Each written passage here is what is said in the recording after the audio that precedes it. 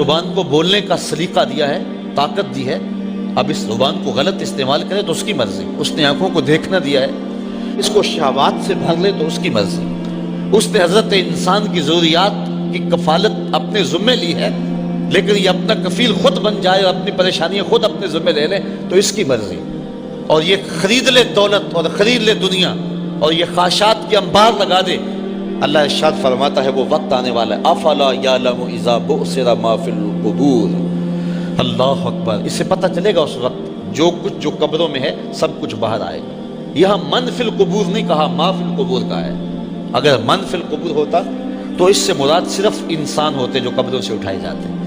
ما فی القبور جو ہے یہ ذوی العقول اور غیر ذوی العقول دونوں کے لیے شامل ہے، تو پھر اس کا مطلب یہ ہے کہ صرف اس دن قبروں سے ہی انسان نہیں اٹھائے جائیں گے، بلکہ جو دفینے، جو خزینے، جو زمین میں دفن ہوں گے خزانے، ایک ایسا جھٹکا آئے گا کہ سارے باہر آ جائیں گے۔ اس صورت سے قبل سورۃ الزلزال میں اس حقیقتوں کو بیان کیا گیا، اذا زلزلت الارض زلزالها واخرجت الارض اثقالها وقال الانسان ما لها۔ اللہ زمین کو ایسے زوردار جھٹکا دے گا کہ زمین کے اندر جو کچھ ہوگا سب کچھ اکھڑ کے باہر آ جائے گا، حتیٰ کہ جڑوں سمیت درخت باہر آ جائیں گے، پہاڑ اکھڑ کے باہر آ جائیں گے، مردے اکھڑ کے باہر آ جائیں گے، خزینے اکھڑ کے باہر آ جائیں گے، زمین اپنے سارے خزینے باہر اکھڑ دے گی، اور زوردار اتنا جھٹکا ہوگا کہ پہاڑ سے ٹکرا جائیں گے، اور اتنے زوردار انداز میں ٹکرائیں گے کہ جس طرح سرمے کے ذرے ہوتے ہیں اس سے بھی زیادہ باریک ذروں میں تبدیل ہو جائیں گے، اور اس طرح حبا منصورہ کی طرح۔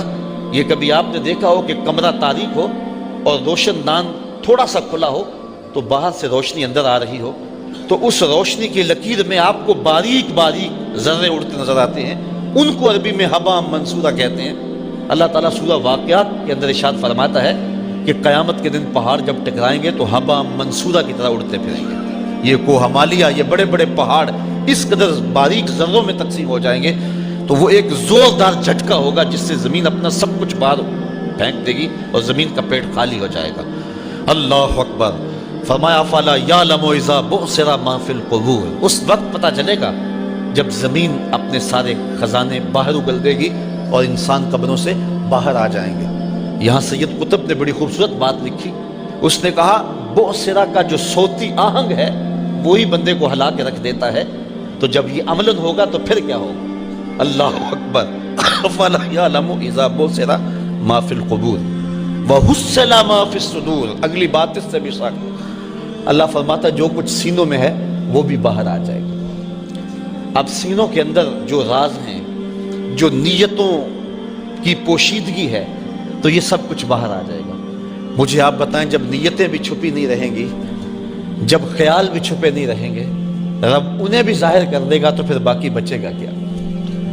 تو آج زندگی گزارتے ہوئے احتیاط کرنی چاہیے۔ قرآن کی یہ آیت ہمیں بتاتی ہے کہ قیامت کے دن اللہ ہر شے تشت ازبام کر دے گا۔ اے داور حشر میرا نام آیا اعمال نہ پوچھ، اس میں کئی پردہ نشینوں کے بھی نام آتے ہیں۔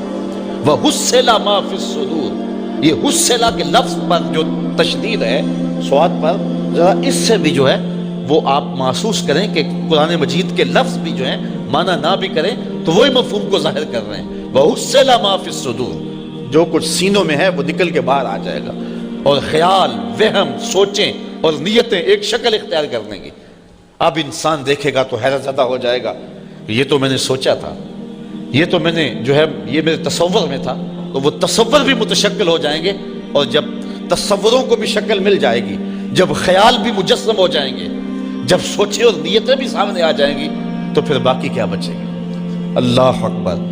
ان ربہم بہم یومئذ لخبیر، کہا اس دن تمہارا رب تمہیں ہر شے سے آگاہ کر دے۔